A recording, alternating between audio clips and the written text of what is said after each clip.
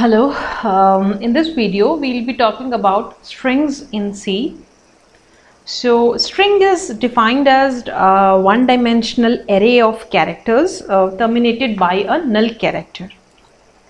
Now the character array or the string is used to store the text data such as words or sentences in a program. Now each character in the array occupies 1 byte of memory, and the last character must always be 0. So for example, if in my C program, if I define a string, definitely I'll be using this to define. This is one of the method to declare or assign the value. And let's say if I write my name into it, fine, let's change the pen size. Now what happens in this scenario, there will be, now what happens,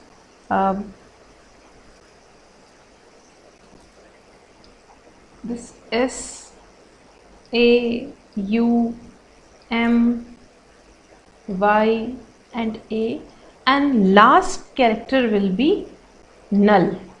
This slash and 0 is defined as the null character.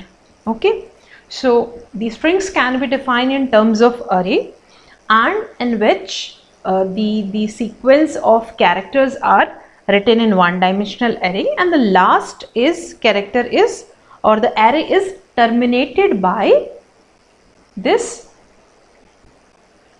null character. Okay, so when the compiler encounters a sequence of characters enclosed in double quotation, please see that we have used here double quotations to define it. Okay, so double quotation, once the compiler sees, it appends a null character. A null character, that means with this it appends this at the last by default. It does by default. This is the compiler's responsibility. This is how strings are declared. Now the declaration part and the initialization parts are different. So we'll be, this one was the example, so we'll be discussing how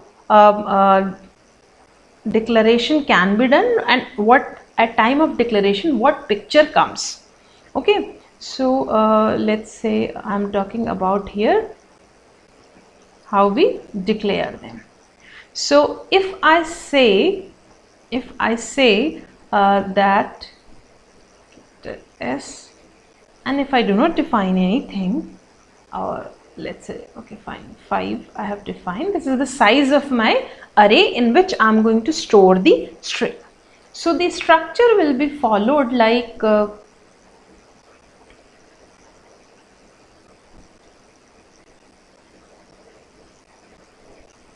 it will start with the index 0, 1, 2, 3 and 4.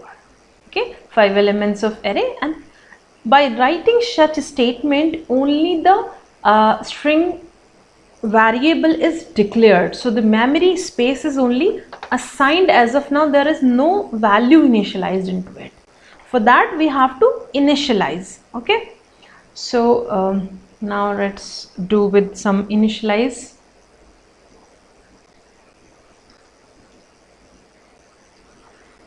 Now initialization can be done in the first, like as we have written.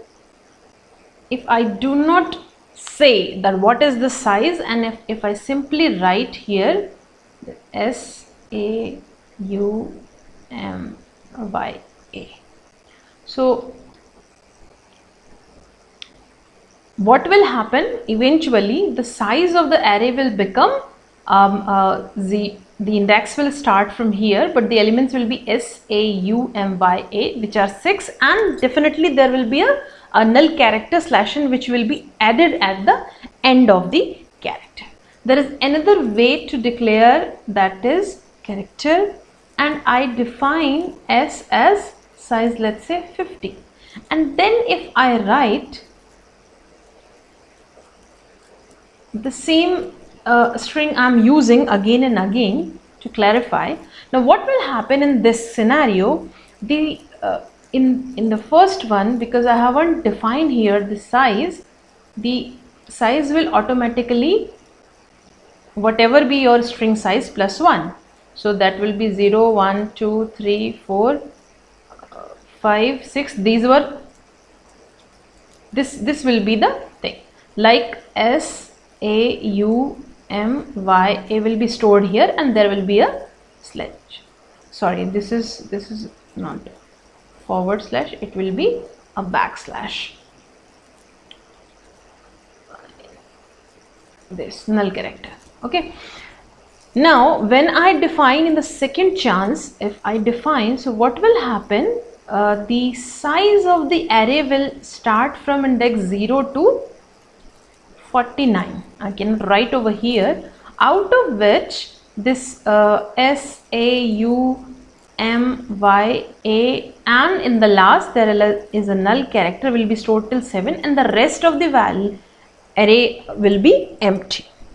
Okay, then we can have another way of doing such thing. We can have another way of initializing the string, that is let's say character as, and if I do not write anything here, and then we can have individual characters. Now remember, double quotes represent the string, consecutive characters.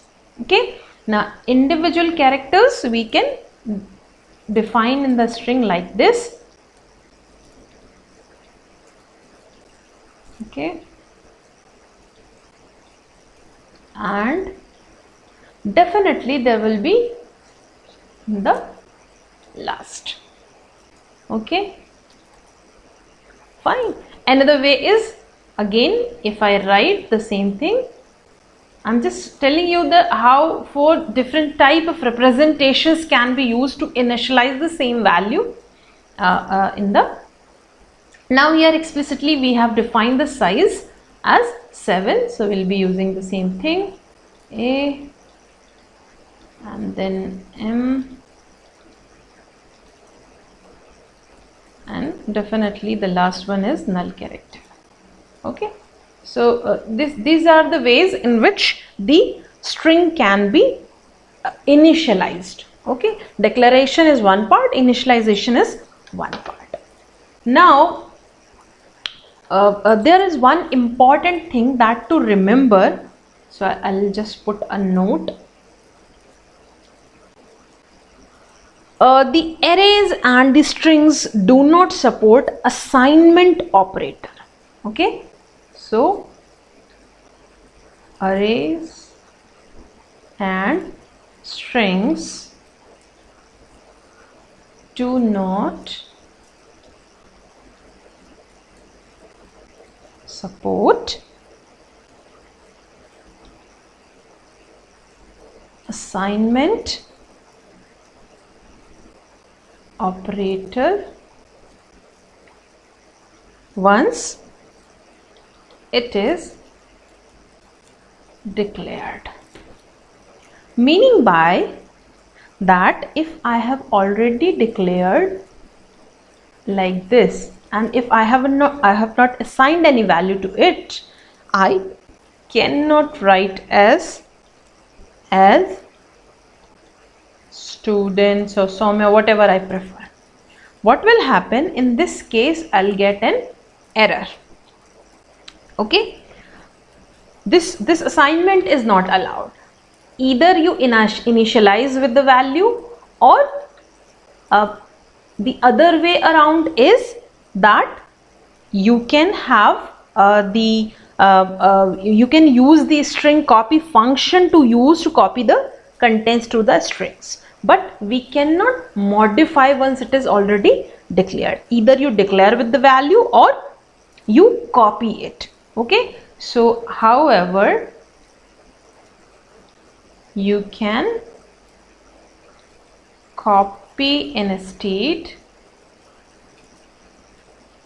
using strcpy function. Okay, but they do not support the assignment operator. When we say assignment operator, that means once one value is assigned, you cannot assign another value to that. So we have different type of functions which are available with the C language, categorized into string functions. Definitely you need to include the string.h header file to use those functions.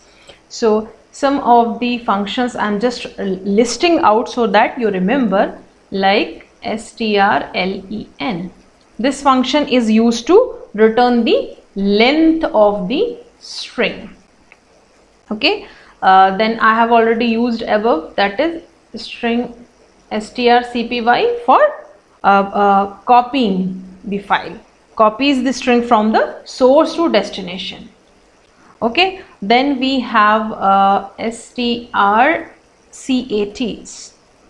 This is for concatenation operation, or that means you can join two strings using this. Okay, then we have strcmp. This function is to compare two given strings. Fine. Then we can have a function to reverse the string, strrev. This is for reverse the string. Then let's move the canvas some above. Then we have suppose I want to convert to the string written in some uppercase to lowercase. Then we have str and then we have lwr, which stand for lower. Okay, so for lowercase. Then the same is with, if the string is given in lowercase and you wish to convert it into uppercase, so you have a function upr with this for upper.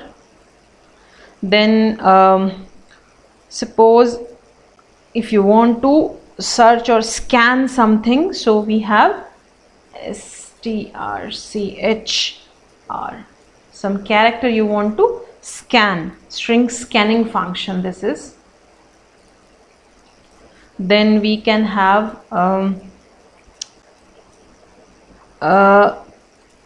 earlier we have done strcat, that stands for concatenation, that means adding two whole strings, right? Now if I want to let's say I want to have the concatenation of string with the part of another string, okay, not the whole string, then we will be using this strncat for part concatenation. Right. Then we have comparison of parts of two strings. Now earlier we have done this strcmp for comparing the whole strings. Now if I wish to know that some of the part can be comparable, or then we will be have strncmp, which is for compare part of two strings. Okay, there are some more functions. I think you can even get it from the internet resources, like str. Okay, one more I also remember, string copy we have already done, cpy, and if I add strncpy, that is copies a part of string. Okay, copies part of string. Suppose you do not wish to copy the whole string, then we can use it. Okay, so let's see all the functions together by simply, okay, these are the functions which we have discussed: length, copy, joining, comparison, reverse, lower, upper, scanning, joining part, comparing part of string, and copying the part of string. These are the functions available. Some more details we will be covering in the next video of strings. Thank you for watching.